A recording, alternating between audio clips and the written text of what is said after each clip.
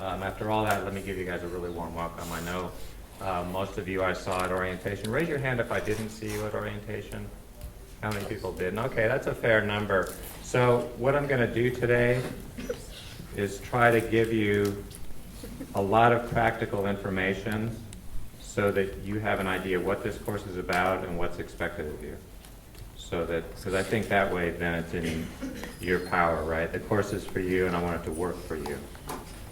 So, in order for that to happen, you have to be clear about how the course works. So there'll be just a tiny bit of review for people that were here at orientation. I didn't talk for very long then, so it'll be a little more detail. But anyway, the main message is welcome. It's actually happened for me finally. I've been in this line of work for quite a while, and I have 2 sons, and my oldest son is now at some other college, sitting in a room like this, and so they're aging right into the age bracket that a lot of you are in. By the way, this is mostly designed as a first-year course, and I'll say this again later, but I know that not everybody in here is a first-year student. So if I slip and refer to you all as first-year students, I apologize in advance, right? I know there are students in here that are not first-year, and what I want to tell you also is, for those of you that were here at orientation, you know I'm really excited about the course. One of the reaction I get mainly from faculty, colleagues, when I describe the course and say what we're trying to do, almost 2-1, the faculty say, can I sit in on some sessions? Because they want to hear the guest speakers. So that's a good sign. So if you're not a first-year student, don't take it as any kind of slight that you're in here, right? I think it's going to be fine. And as I said at orientation, if I had my druthers, I'd probably be sitting where you are and taking the class. I'm that excited about it. I think it's going to be a fun experience. And I hope I do you guys justice. Okay, so that's the welcome. I'm just going to kind of click through in presentation mode. Or let me say a couple practical things right off the top. You do not need to swipe in. I know particularly you folks that are in the film program, you're used to swiping in for attendance purposes.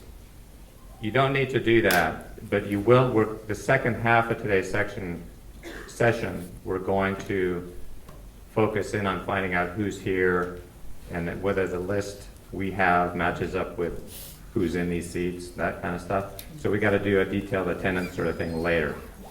But you don't need to swipe in. It's going to be a different system for attendance, okay? All right.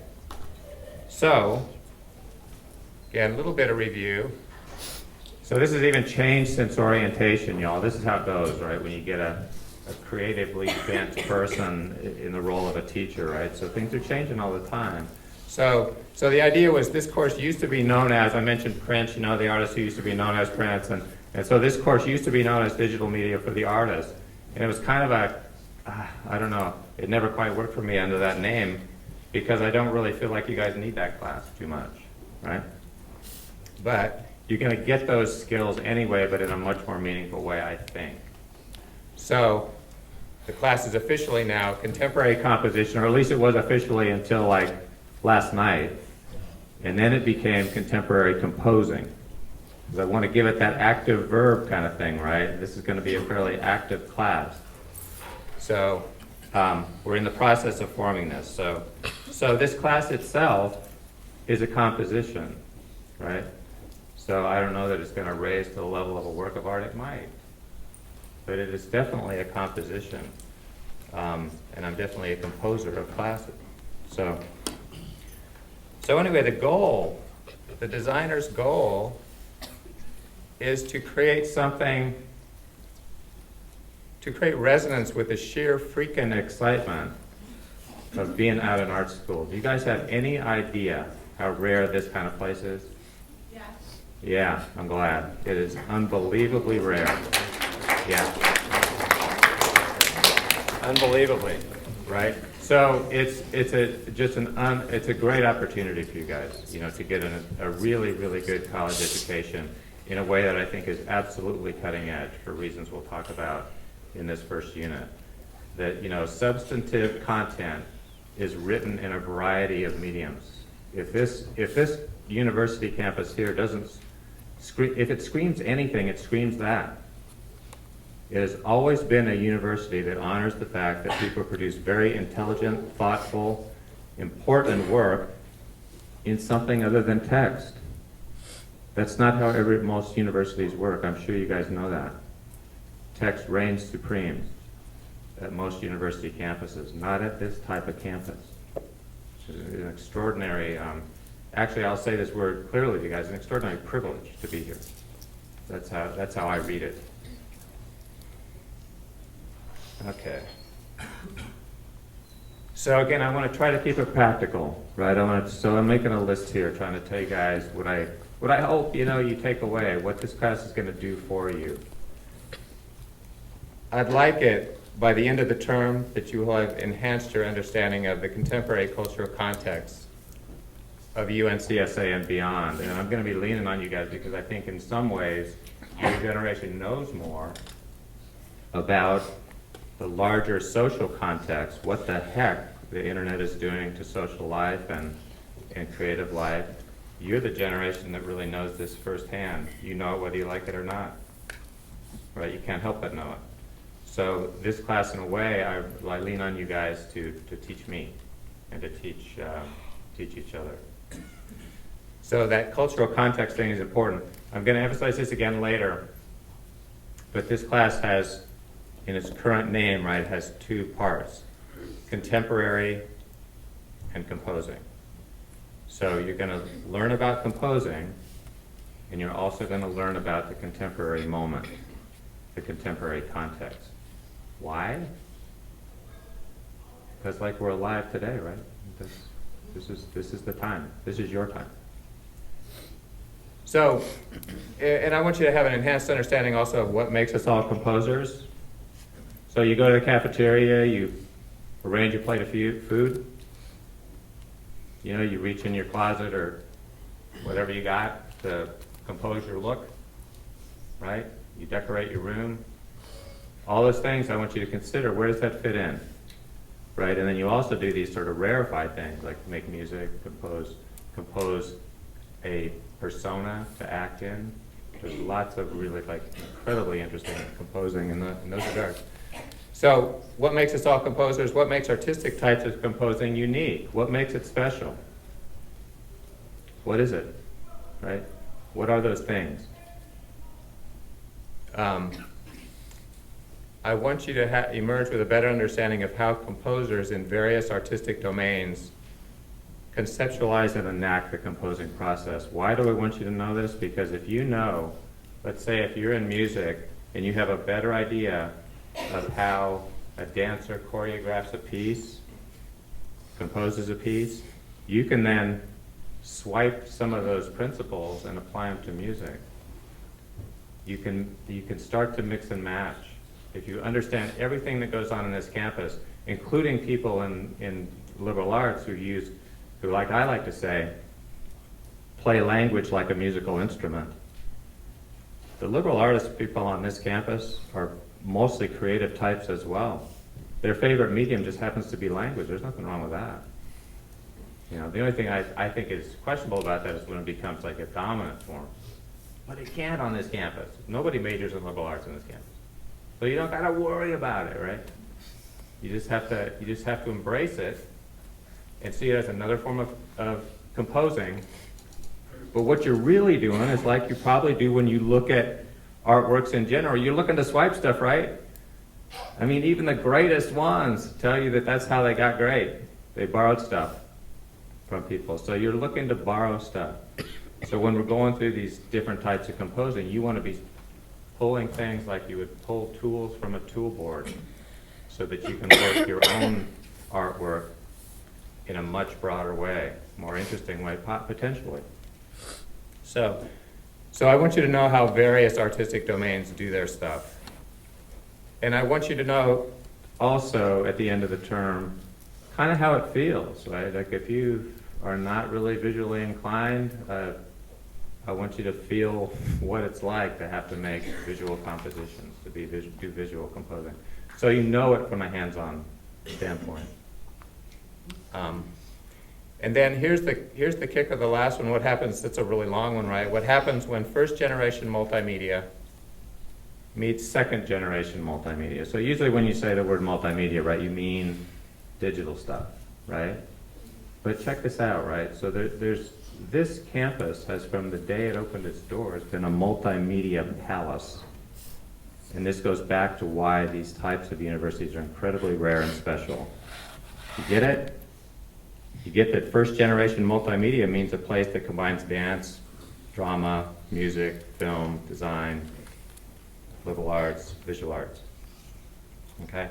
So that's the kind of thing I want you to get your mind around, is that how the contemporary moment in some ways is this interesting kind of overlay on this campus. You've got a historic layer of multimedia content, production and creativity.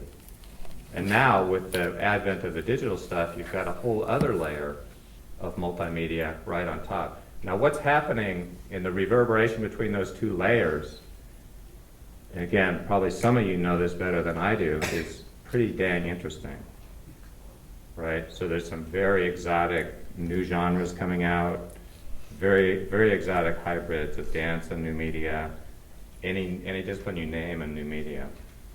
So we want to start raising awareness of that, not to turn you all into new media artists, not at all.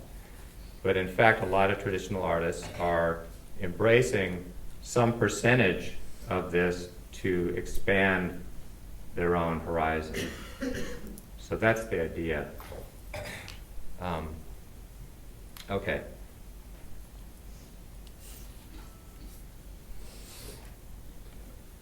So I already said this. You can barely read that, right? The contemporary composition in that logo, and that's kind of intentional because I think the whole idea is fading into just being like everybody's composing all the time, right? So that's kind of the idea there. But I want you to focus on those two things. So it's really, you know, in a way, we have also this intriguing question. One of the things about the contemporary moment is that you have incredible access to information and perspectives. So the question is, what the heck is formal school for? Right?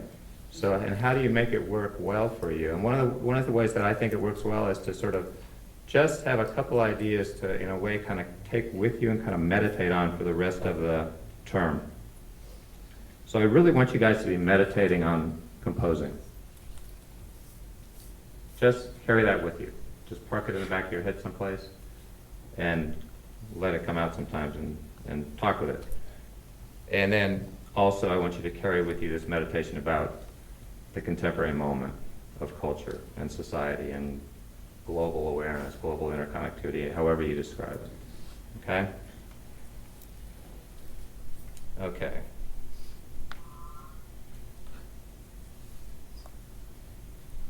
Okay.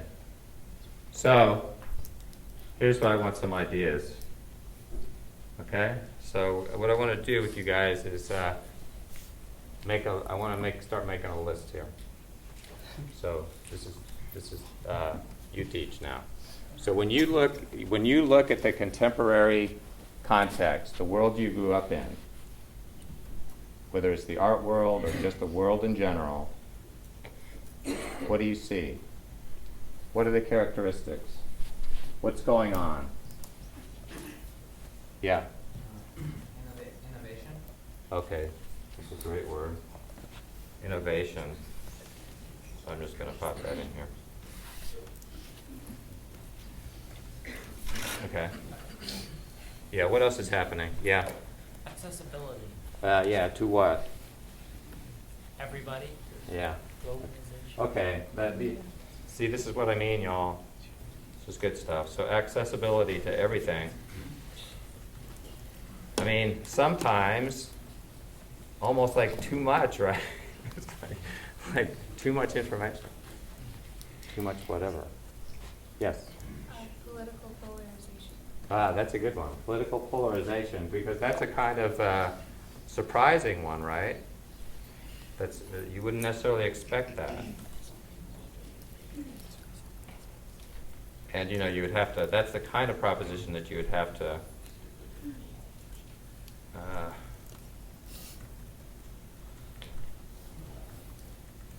just wanted to see if I could spell with that one.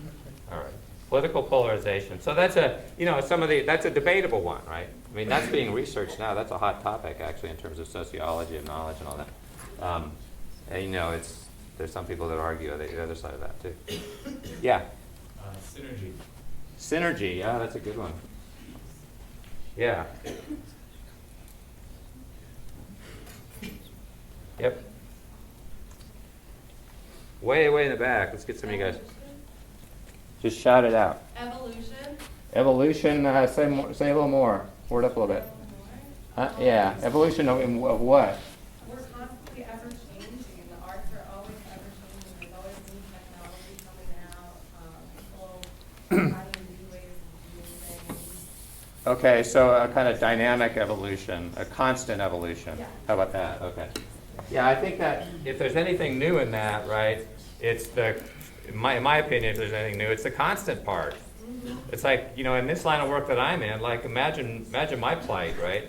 I'm trying to keep up with you guys, and then when I ask you guys, like, let me ask you, do you have younger siblings? Anybody have younger siblings? And you're trying to figure out, how did they, like, they're somewhere else already, right?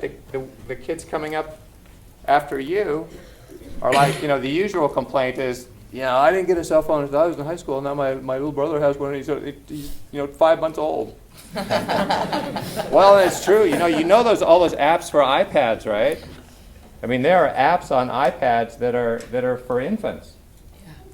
They come with the rubberized edge, of course, and the bite-proof. You eat an iPad for lunch. But so.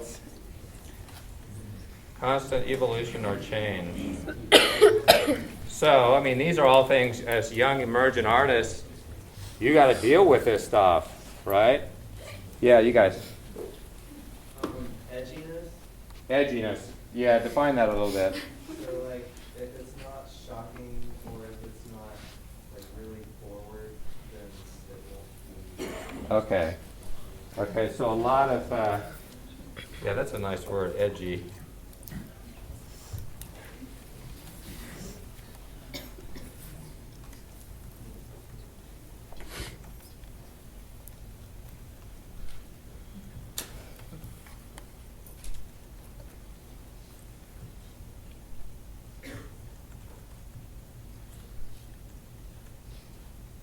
Okay. Yeah, right there in the middle. Yeah. Globalization. Globalization, yeah. Yeah, which is kind of interesting, right? Because that cuts against the idea of political polarization. So it's kind of interesting, right? So we have this kind of dynamic. How you interpret that, again, arguable. So, globalization. All right. Yeah. Shock value. Shock value, yeah. So that kind of goes in a way with edginess. I'm going to put that in the same line.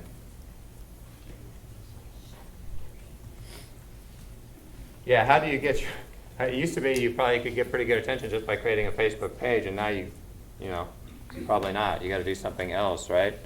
Okay, let me go like this and work back. Yeah, you guys over here.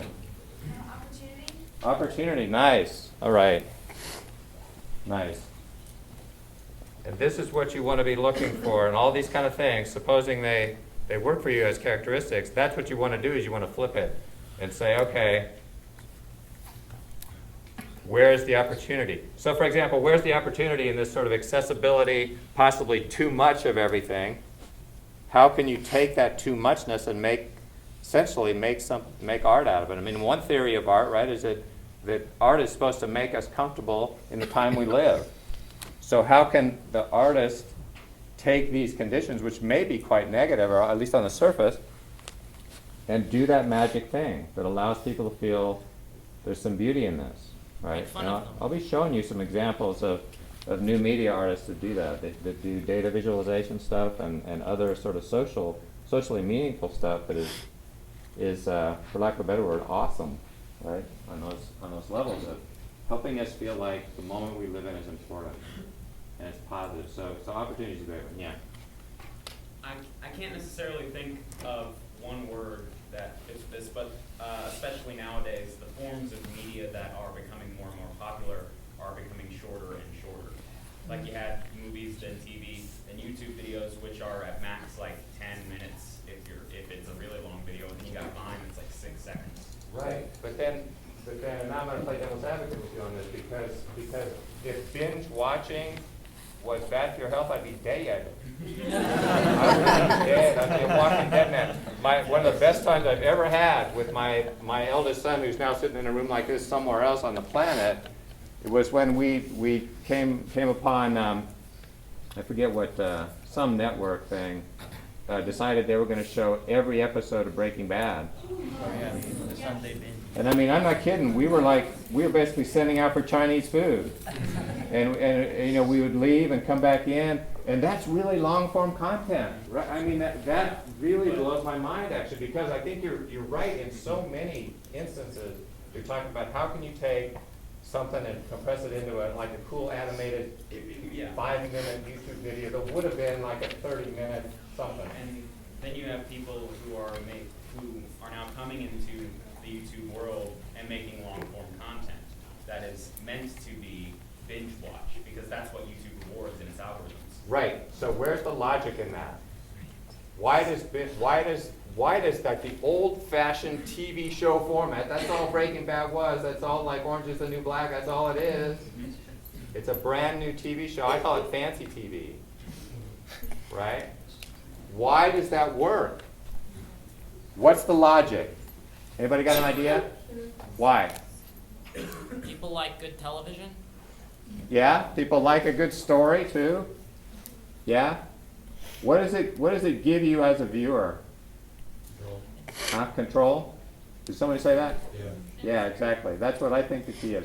I know for when I kind of took that plunge into binge watching, like, that was the kicker.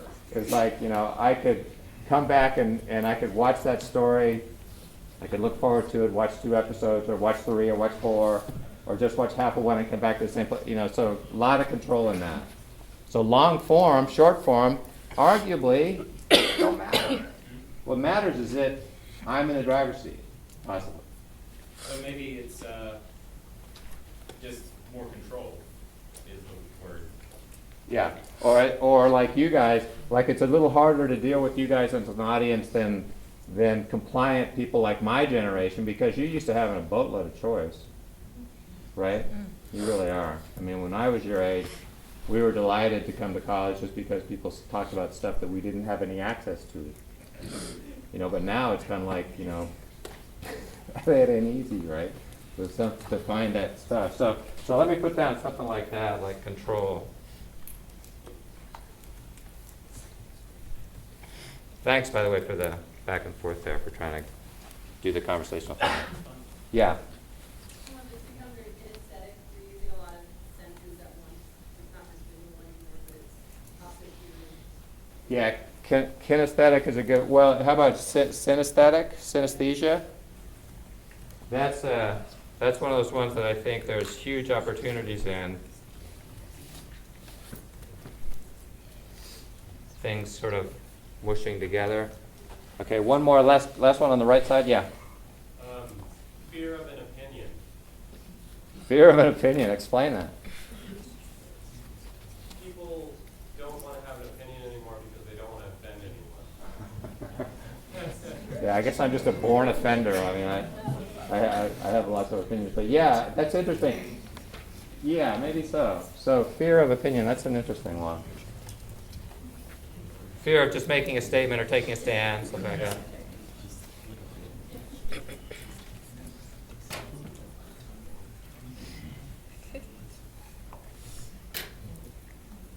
Good list. Okay, let me get some of you guys in the center. Oh, that blue hair just jumped out at me. Okay, yeah. Kind of going along with that, hypocrisy. Hypocrisy. Where do you see that? How do you see that? For example, like all our lives we're taught about oppression, and it's always been cast in negative light. Now there's plenty of oppression in the world, and we're not doing anything about it. Not really, not actively. I mean, that's in the generation. Plenty of, I didn't hear the word you're saying. Oppression. Oppression, yeah. Interesting. So what happens when we're aware of all this stuff, but it doesn't translate into action, or how does it? And under what conditions does it? Right. Okay, okay, so hypocrisy around oppression.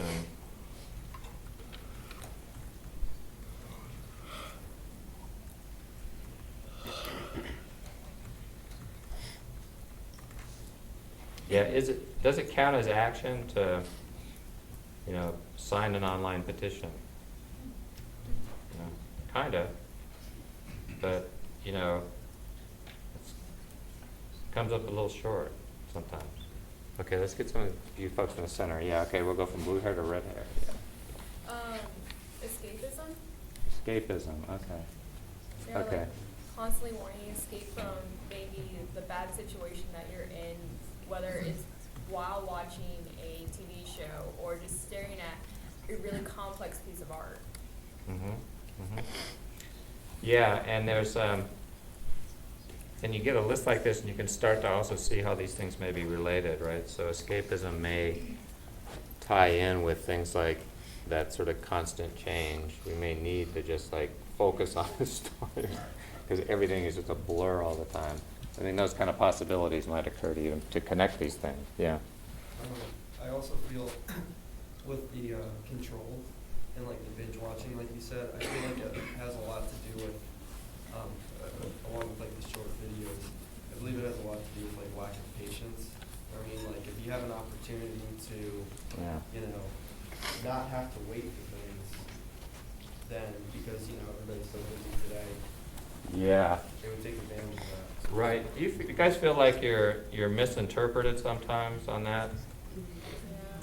I mean, actually, I misinterpret my own son sometimes because he seems like to me really aloof, and he's not that way as a person. But trying to text him something that gets him to respond, because it can't be like more than, he's just too impatient. It's kind of like if I send him an actual whole sentence, that type thing. But I think there's an interpretive act in there that may be generational, right? That I think you guys understand.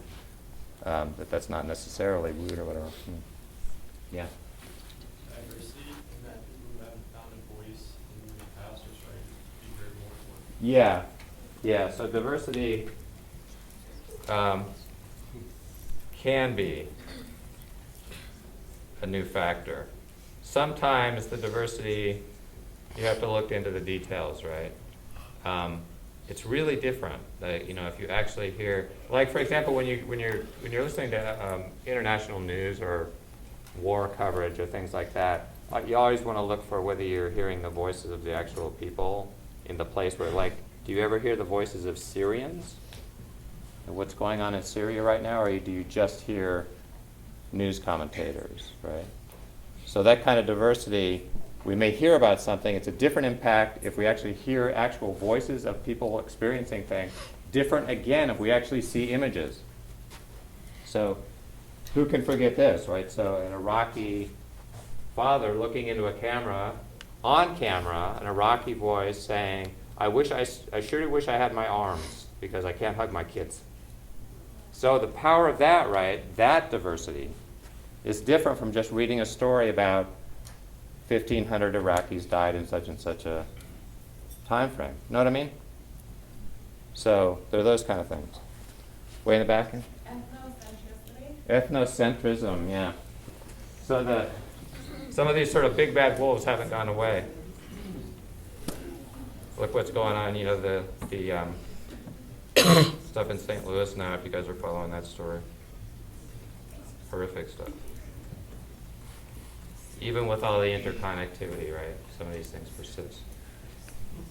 I'm running out of space, and actually, I may be getting close to running out of time soon. So let me take you two in the center, and then we'll probably have to roll on. This is great stuff. Yeah, go ahead. Cognitive dissonance. Cognitive dissonance. Explain how you feel that or see that. Like holding two like contrary ideas at the same time. I think we do that a lot as a society. It's like our battle block. Okay.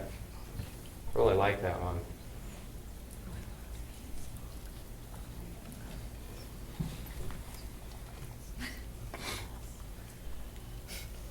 Love that concept. Holding two. I mean, everybody kind of has contradictions, right? But it's So help the old guy out. I need to make this font smaller. Oh, it's under more, right? 18. Oh, 18. Thank you, thank you. Now you know why my son's impatient with me. Always asking silly, simple questions. Or, God help me if I actually don't know a keyboard shortcut that he thinks I should. Dangerous, this means dangerous place. Yeah, you two guys. Yeah. I think this kind of has to do with shock value, but I think apathy is like an issue, and that's why people try to like shock people or like surprise people because no one seems to care when it's really good attention. Okay, so. I don't know if you.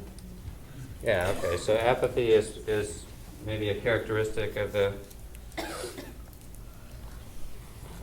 yeah, okay, and then one more, yeah, you had, And then what I was gonna say kind of reflects off of what those who said, with like this, I guess like the struggle to like get your voice heard. So like contemporary artists are always like fighting to get the voice heard. So the struggle. right. Okay, how do I put that in words? What should I do? What should I write? Struggle.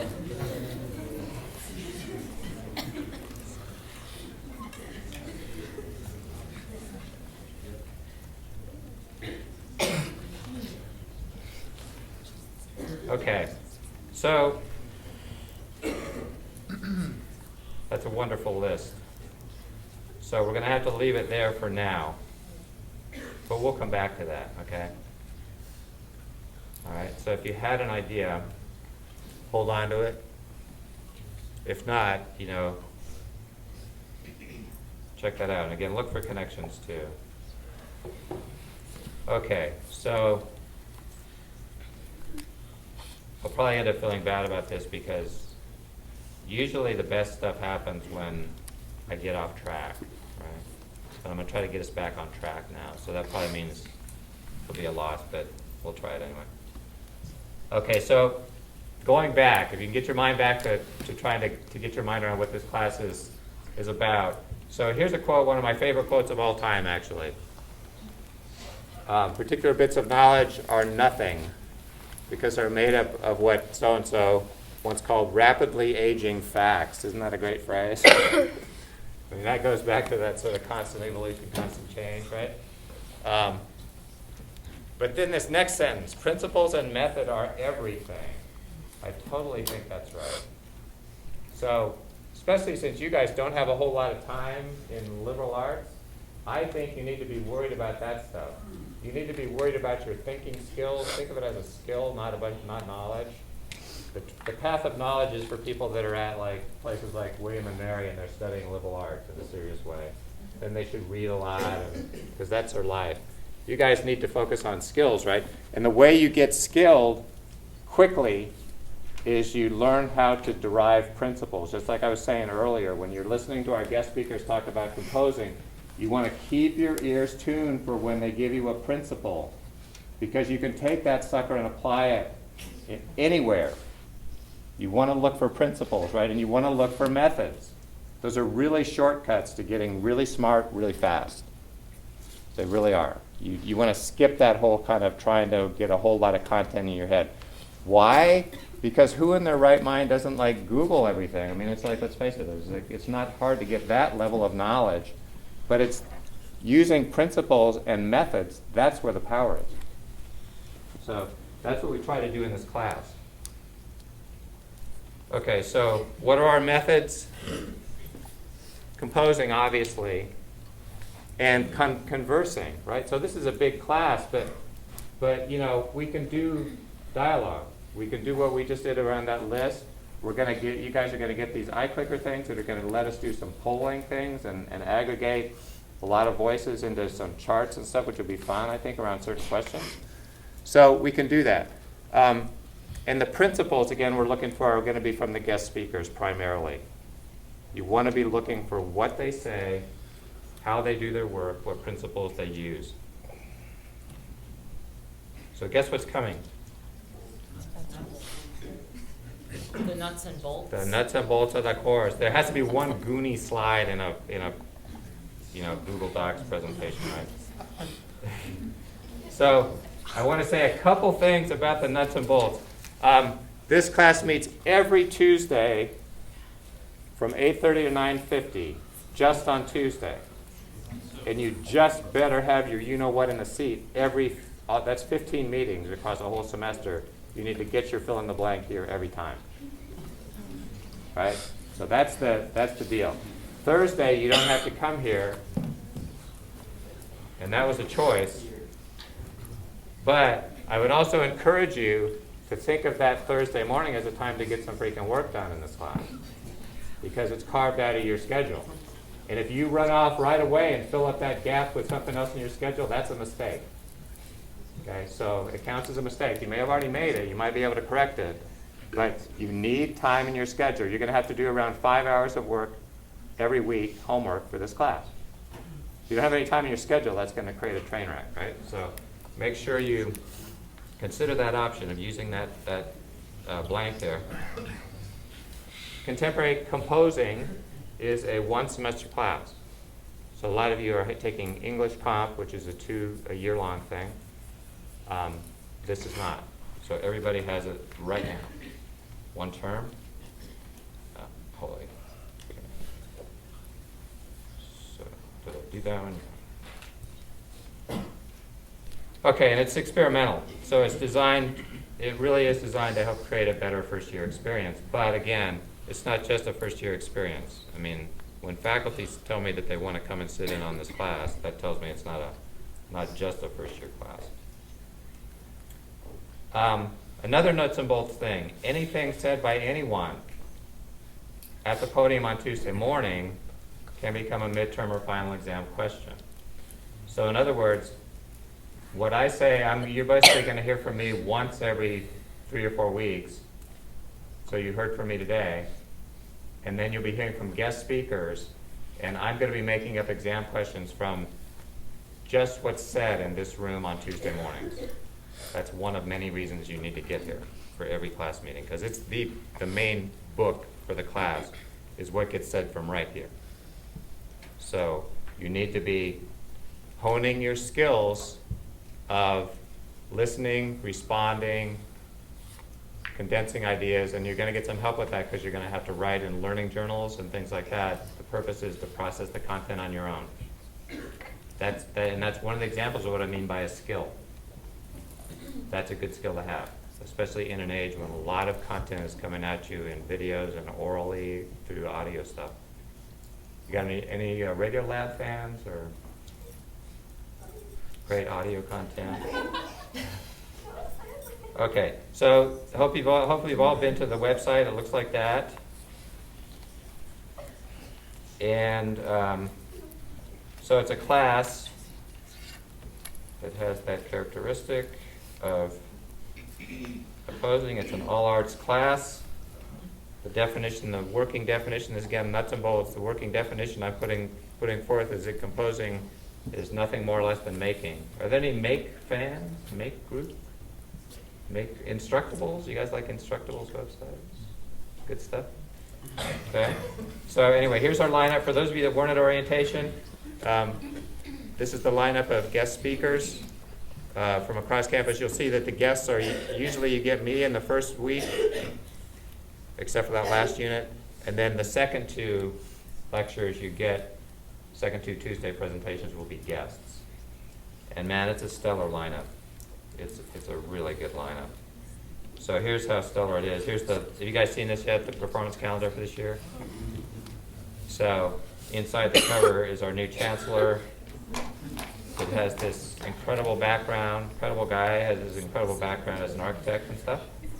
So he's going to talk about composing and architecture. Can't wait for that one. And just to look at another example of the people that'll be on our dance card, so to speak, Brenda Daniels from the dance department. She's going to be not premiering, but restaging a piece that she choreographed. And so you'll have a chance to see that piece perform before she comes to speak, right? So that's going to be nice. So these are the kind of things we're doing. So somewhat surprisingly, this experiment has never before been done. It's been thought about, it's never been done. So you guys are actually, in some ways, part of a historic deal. So my last point for today, something to meditate on, is something that I meditate on quite a bit, is that sometimes it seems to me humans are really good at getting the big things wrong and the little things right. Right? So that's what we're trying to do here. We're trying to get the big thing right. We're trying to say, this is an art school, let's introduce you guys to your own school. So we're hoping that that works for you. Some simplification here. So we have on the left seven areas where there's distinctive types of composing going on campus. And we've got this kind of divvied up into 5 units. Who said synesthesia, or who said that? Somebody said, yeah.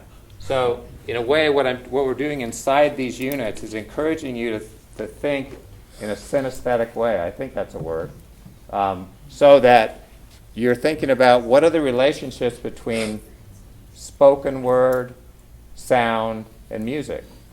There's a lot of cool relationships in there. So all of these units are designed to scramble your brains a little bit and kind of make you think, make connections across these sort of silos, right? So that's the kind of translation. Those are the silos on the left, the schools, and these are the units to try to kind of mess with those silos a little bit, to try to combine them. And in fact, the matter, most people in these silos, one of the things that used to surprise me and no longer surprises me is that raise your hand if you're here studying something, but you're also active in some other art form. Raise your hand. See that? So you're all synesthetes. A lot of you are. So I got to be the point where I'd be talking to someone I couldn't find a film student that wasn't in a band, or I couldn't find a music person that wasn't doing something else. You know what I mean? So that's kind of what we want to actually kind of ramp that up a little bit, create additional possibilities there. So composing is central across all these domains. It can be on a continuum anywhere you look. It can be either poetic or prosaic. Just because it's an art, it doesn't have to be creative. A couple more slides, and then we're going to get on to the handing out the iClicker things and stuff, doing some attendance. So what can the liberal arts composing do for you? My view is it can give you language to talk about the big things. Make sure you get the big things right. In doing so, the liberal arts can provide a kind of glue or fasteners to kind of hold this place together, right? To sort of, so you see the connections between the silos. Big words may be needed. So we can also, words to me are just tools. So we can give you some really kick-ass tools, like these. So if you want to get a handle on the contemporary moment of intellectual life, semiotics, this sort of theory of signs, how in a way all of life is read like a series of signs. Interesting sort of theory stuff. Interdisciplinary, transdisciplinary, another way of putting more or less the same thing. Meta-theory, theory about theory, right?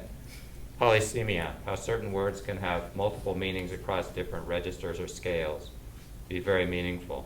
All of these are things that will help you speed up. These are principles that will help you speed up your intellectual development, since you don't spend a lot of time doing that. So there may be some editing necessary of those big words, or translation. So all these big-ass words on the left here, we're kind of taking a couple polysemic words. So composing obviously can mean a bunch of things meaningfully across a bunch of different domains, right? It can be how you arrange your plate. It can be how you arrange your look. It can be how you compose a beautiful piece of music. It can be all those things. Performance can too. Everyday life has a really strong performative aspect, does it not? Am I wrong about that? No. So basically, you can look at performance as another polysemic word. And if you find those words, they're like diamonds, because they allow you to make connections between a lot of stuff. And that's what creative folks do anyway, right? Typically. So you get some benefit of your natural wheelhouse skills. Getting to the end. Simple way of looking at higher education. A method. Take a look at the world, see what needs to be done, do it. This was Buckminster Fuller's idea. He's the guy that invented the geodesic dome, and he invented this car here that looks like a spaceship. He ran this car around, there's video film footage of this guy running this car around New York City at a time when all the cars looked like Model Ts. They looked like black boxes.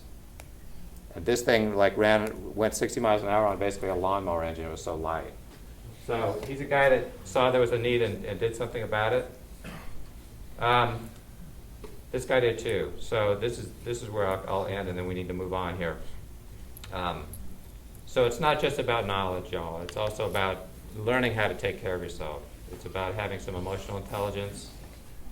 That's part of the holistic thing too, and I think that's part of what the arts do as well. So take that part seriously as well. It matters. The care of the self matters. It's not just know thyself, it's also take care of yourself and take care of those around you. Okay, so you have an assignment due by 10 o'clock tonight. You have to introduce yourself in an online discussion group. You have to go into Blackboard, find your group, and introduce yourself. And you have to start a learning journal by sharing a thoughtful response to this presentation and a statement about your own compositional principles and process. So you can riff on your view of the context if there was something you wanted to say that you couldn't say. Look on the website for details. You have another assignment due 10 o'clock Sunday. So this is going to be the rhythm. This is the rhythm structure. You're going to have an assignment due Tuesday, another assignment due Sunday. Yeah. Can you go back to the first slide? This one? Yes. Okay. Yeah, the important thing on this slide, you guys, is make sure you're going to go to the course website and click on Unit 1. You'll see that the assignment is live now. So the Unit 1 assignment for the first week is there. Where is the course website? Ah, okay. I'll blast out an email to everybody with the course website on it. Somebody help this gentleman find it right away if you want to. Yeah, go ahead. I might be the only person who's having problems with this, but we had a orientation for Blackboard, and it ended up getting Just your handle before the @ sign in your artist email. So like last name dot first initial middle initial. That's your username and password. Yeah, that It doesn't doesn't work. work. No, it's not. Okay. So we're all kind of having trouble with Blackboard, and I'm really not trained on it, and I don't know when we're going to get trained on it. No one can get on the Blackboard. Raise your hand if you've successfully gotten on the Blackboard. Okay, every hand in the air is your teacher now. And in this class in particular, you guys, I'm not going to let you remember I have 2 teenage sons, and I know what good of problem solvers there are. I'm not going to let you off the hook on this one. And here's the question that I always use to make this point. What training did you get to use Facebook? Take a workshop, take a class? Hell no. You didn't. So this is the problem. You got to solve it. Okay? You got to get on Blackboard. You solve it by asking someone to raise their hand. That's a lot of hands. Or you call the IT 770-3300. You solve it. Right? It's not just because it's this and not Facebook doesn't mean you don't solve a problem. Okay? So what do we got here? So you got 2 due dates. Make sure you find the website. Really important. You have a couple readings to do later in the week. It's on the website. Yeah, the message there again, guys, is the detailed assignment is on the course website. So yes, you need to be able to get yourself into Blackboard. Yes, you need to know absolutely where the course website is. If you don't know by now, you need to know in the next half hour. Okay, so you need those 2 bits of information. So that's the message on all those slides. And I'm going to leave it there. We're going to need to do a very detailed attendance. The registrar demands this, and also we're going to pass out the iClicker devices to each of you. What you need to know is this iClicker device is so that we can do polling, live polling in class time, and do some fun stuff with that. We're going to call out your name. We're going to hand you an iClicker. It's been registered to your name. You cannot trade these. You cannot swap them. You cannot lose them. Losing it means you pay us $30. So a lot of schools make people buy these. We've bought them for you, but if you lose it, you have to replace it, and that's how much it costs, $30. And you cannot use someone else's. Why? Because we're going to use these iClickers for midterm and final exam. If you're using someone else's or they're using you, for all we know, they're you or you them. So the iClicker is something you have to bring to class every time, and you cannot swap them. And here's also something that is otherwise known as cheating. If your friend wants you to bring that, we're going to use them for attendance too, but if your friend asks you if you will take their iClicker with you, and so you click so it looks like they're there even though they're not, That's going to create problems for you, right? So don't do that. So your friend asks you to do that, you say no, okay? You are expected to come to these class meetings, and it's not okay to just send your iClicker, okay? So we're going to do that part now. Hand those out, and this is going to be a good way to get attendance the first day anyway. Okay, so anyway, good on you guys. Thanks for being here, and we're going to do this other thing now. Oh, by the way, we have a TA for the class, phenomenal guy, Greg Hoffman, and he and I are working really closely together, and already this class is at a point where at this scale and stuff, I literally could not have done this without him to even get to day one. So here we go. I just posted the website on the 2018 class. Way to go. Okay, the class website is on the 2018 class Facebook page. So if you could get that, okay? Thank you.